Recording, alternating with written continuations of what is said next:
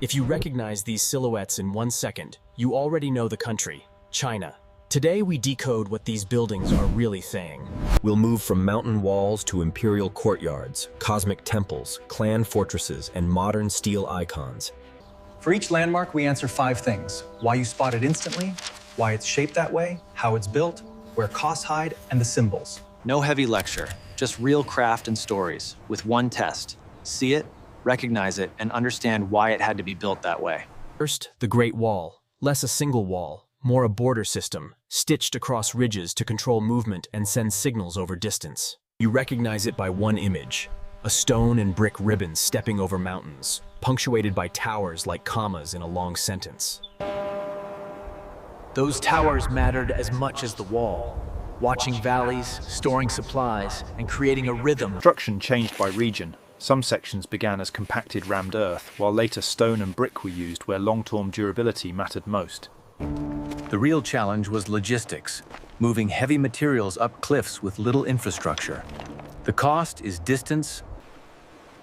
A wall on a ridge fights erosion daily, so builders invested in thickness, drainage, and foundations that The Great Wall is architecture as infrastructure, an idea of defense drawn onto geography, turning landscape into strategy you can see. And that's why it's unforgettable. Not one monument, but an endless line that feels both human and monumental at the same time. From open mountains, we enter a city built on rules, where space, color, and symmetry speak the language of power. Welcome to the Forbidden City, a rectangle of courtyards and gates that turns politics into architecture, one threshold at a time. One glance tells you where you are. Red walls, yellow roofs, and symmetry so strict it feels measured by the sky. This place is built like levels in a game. Each gate filters access, each courtyard stays. Those yellow tiles aren't just pretty. Yellow signals imperial authority, so the roof itself becomes a crown, visible from across the city. Everything is aligned on a north-south spine. The axis guides your body, so the plan becomes a physical lesson in hierarchy. Look under the eaves. Interlocking wooden brackets, dugong, transfer roof weight through layered joints, turning carpentry into structural engineering. The genius is in fit and flexibility. Wood spreads load, absorbs movement, and keeps huge roofs. Craft is the story.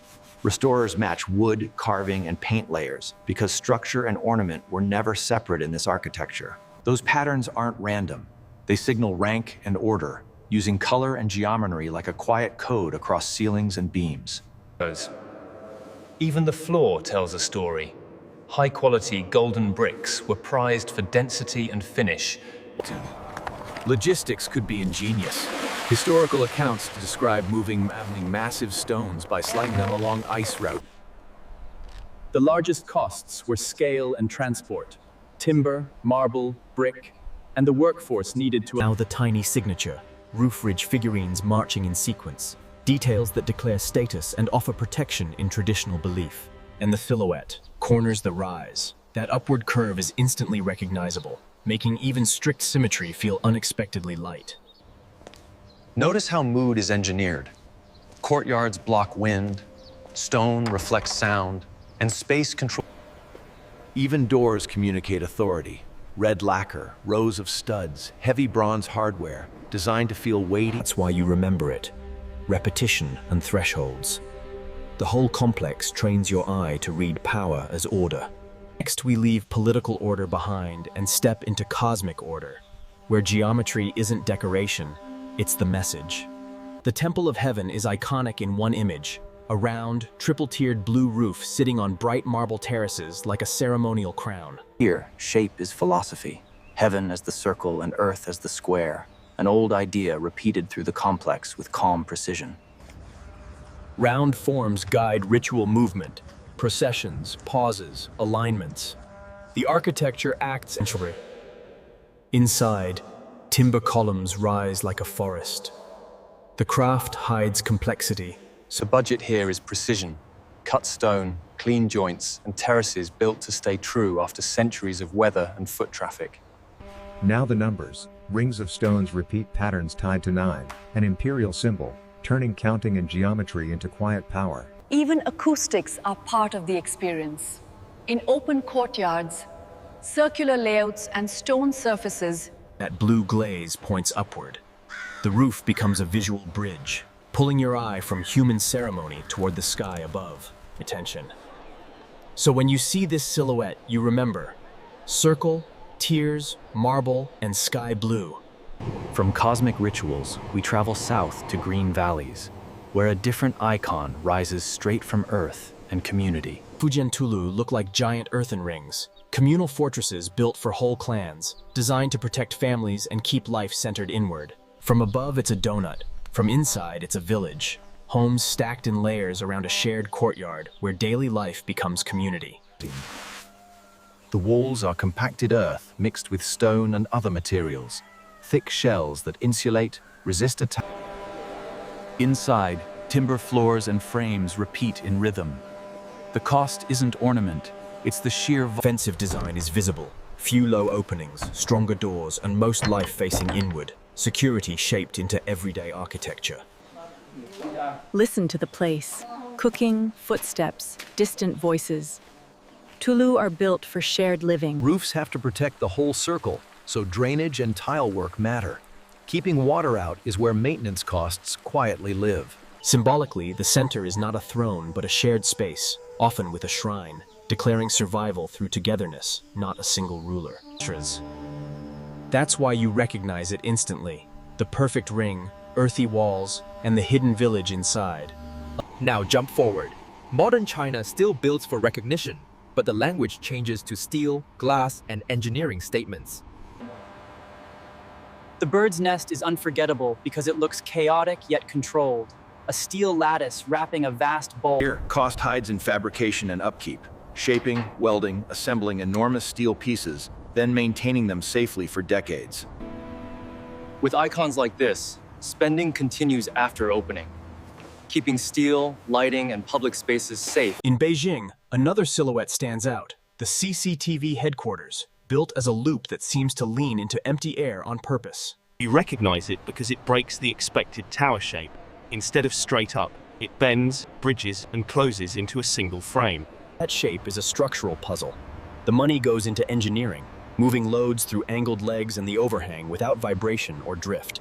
Think of it as a bridge and a skyscraper combined.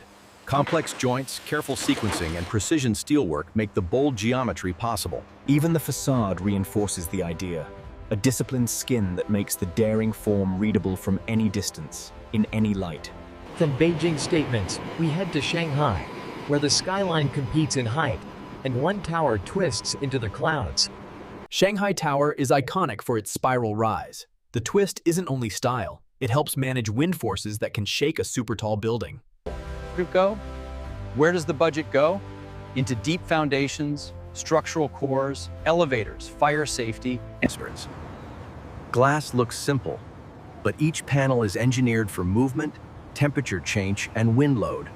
Inside, the feeling is controlled calm, filtered light, polished stone, and quiet air handling, designed to feel effortless to the visitor. Vertical transport is a major cost in any super tall. Speed, redundancy, and safety require heavy engineering hidden behind a smooth ride. Modern icons work like logos, a nest, a loop, a twist, simple shapes that lock into memory, just as imperial roofs once did. The contrast is the point. Ancient curves beside futuristic steel. Different materials, same goal. Identity made visible through form. Now lock the memory. 5 signatures: line, axis and roof, circle and numbers, ring community, and modern structure as logo. Signature 1 is the line. The Great Wall reads like a drawn stroke across mountains, with towers punctuating distance and control. And the hidden cost is terrain, hauling weight uphill, feeding workers far from cities, and building foundations that... Signature 2 is the axis and roof, strict symmetry, layered courtyards, and yellow tiles that instantly signal imperial authority. The how is timber engineering, interlocking brackets and beams, spreading load through wood, making huge... The detail that seals recognition, ridge figurines and upturned corners, small symbols that turn a roofline into a national signature. Signature 3 is cosmic geometry, the blue, triple-tiered circle set on marble order, heaven expressed as a shape you can remember.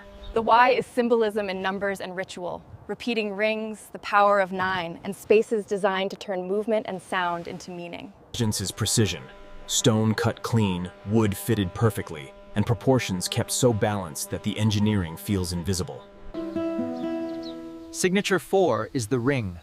Tulou look like earthen circles, but inside they're villages. The how is mass, compacted earth walls built thick for defense and insulation, with openings minimized outside and life turned inward. And the quiet cost is water control. Roofs and drainage repaired year after year, keeping the whole ring dry and livable. Signature 5 is modern logo building, a nest of steel, a looping frame, and a twisting super tall, forms designed to be recognized instantly. Here, money goes into fabrication and safety, steel shaping, complex joints, crowd systems, and ongoing maintenance that keeps the icon alive. For the loop, the cost is engineering confidence, making a building act like a bridge, controlling movement, vibration, and load paths in real life. For the twist, the expense is the invisible machine. Wind design, elevators, fire-safed, and facades engineered to move without failing. Across centuries, the materials change. Earth, timber, stone, steel, but the aim stays. Next time you see one of these silhouettes, you'll know not just what it is, but why it looks that way, how it stands, and what it's saying. China's iconic architecture is a language. Learn the signatures, and the country becomes readable. If you want a follow-up, we can decode one city in depth, Beijing, Shan, or Shanghai, through buildings you can recognize instantly. For now, keep the 5 shapes in mind: the line, the axis, the circle, the ring, and the modern logo. If these signatures changed how you see China, tell me which landmark you want decoded next, and we'll follow the shapes into the story behind them. Because in China, architecture doesn't just shelter life. It tells history, power, and belief, all through forms you never forget.